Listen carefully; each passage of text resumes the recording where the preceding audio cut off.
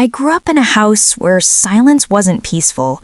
It felt like something heavy pressing on my chest, teaching me to stay quiet, to make myself smaller.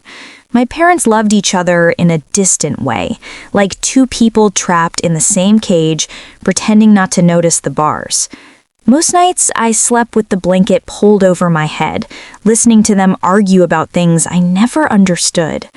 I remember wishing I could disappear into the woods behind our house, where the wind sounded softer than both their voices.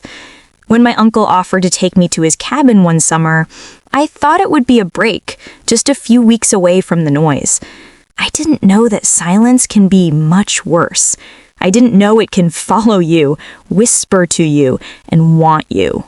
The cabin was small, but looked safe at first. Brown wood, green roof, a porch that creaked like it was tired of standing. My uncle wasn't warm, but he wasn't cruel either. He mostly kept to himself, letting me roam around as long as I stayed close. I spent hours sitting by the lake, skipping stones and pretending I had a life where things didn't hurt so much. Nights were different, though. The woods felt thicker, darker, like they were watching. I kept waking up to the sense that something stood just outside my bedroom window. I told myself it was the trees shifting in the wind, but there was no wind, not at night. One morning, I found small footprints in the dirt outside, bare, human-like, facing the cabin.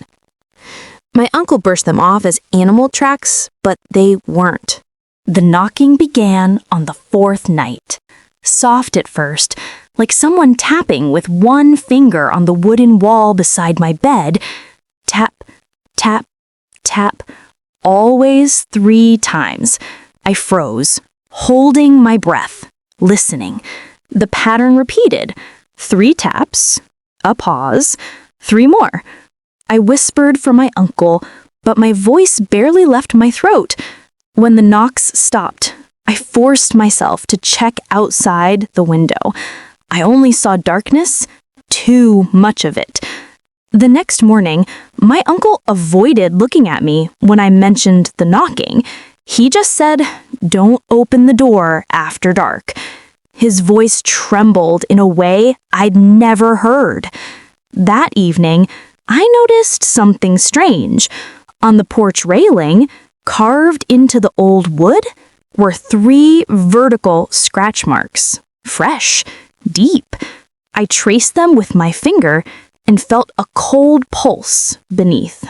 The next night, the knocking grew louder, heavier, as if the visitor had gained strength. I hid under the blanket and covered my ears, but the sound pushed through the fabric, vibrating into my bones. "Let me in," a voice whispered, too soft, too close. I jerked upright. The whisper didn't come from the door. It came from inside my room. My heart stuttered as I scanned the dark corners. Nothing moved, but the air felt wrong, like the room was breathing. I ran to my uncle's room, but he wasn't there. The cabin was empty. The front door stood open, letting in the night. Outside, at the tree line, I saw a silhouette, small, hunched, swaying like a broken puppet. It lifted its head slowly. I didn't stay to see the face. I slammed the door shut and collapsed behind it. My uncle returned at dawn, pale and shaking. When I told him what I saw, he wouldn't meet my eyes. "If you see it again," he said, "don't speak to it, don't listen, don't move." His fear scared me more than the creature. He'd always seemed unbreakable, the kind of man who could stare down a storm. But now, his hands trembled. Later that day, while he chopped firewood, I watched him from the porch. Something stood behind him, 10 feet back. Its body, bent at an angle no human spine could manage. It mimicked his movements, raising invisible arms, swinging them down in perfect rhythm. I swallowed a scream. When my uncle turned around, the thing snapped upright, twisted its neck, and stretched its face into a smile that looked carved. Recognition flashed in its eyes, like it knew me. It wasn't until night that I realized why the creature felt familiar. As I lay in bed, listening to my heartbeat thud against the mattress, I thought about the way it moved, the way it watched me. It reminded me of the shadows I used to see as a kid, shapes lingering near my bedroom door, shifting when my parents screamed at each other. I always thought they were tricks of light, but now I wondered if something had followed me from home, something that fed on the loneliness I carried. At midnight, I heard footsteps inside the cabin, slow, heavy, coming toward my room. I squeezed my eyes shut, praying it was my uncle. Then I heard my own voice whisper through the crack in the door, "Let me in." The knob turned. I wasn't asleep. This was real. The door creaked open, revealing nothing at first, just darkness spilling into the room. Then a hand slid around the edge. It looked like mine. Same small fingers, same old scar near the knuckle, but its skin was gray, stretched too thin, like wet paper clinging to bone. "I've missed you," it whispered, with my voice. My throat closed. I backed against the wall, trembling so hard the bed frame rattled beneath me. The creature crawled into the room, limbs bending wrong, joints cracking like snapping twigs. Its face shifted, my face, but twisted, hollow-eyed, smiling too wide. "I watched you grow. I watched you hide."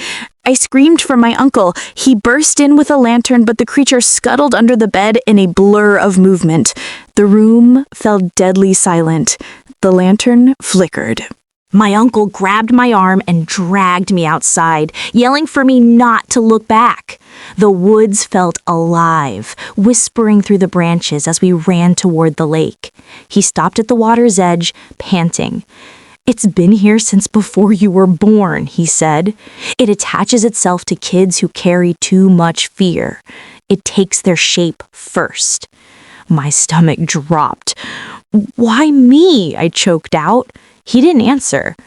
Behind us, the creature emerged from the tree line, moving upright now. Its face was a perfect copy of mine. Perfect, except for the eyes. Deep, hungry pits reflecting no light. "You can't run from yourself," it said. My uncle pushed me behind him, raising the lantern like a shield. But the flames sputtered, dimmed, then died completely. The darkness rushed in, swallowing everything.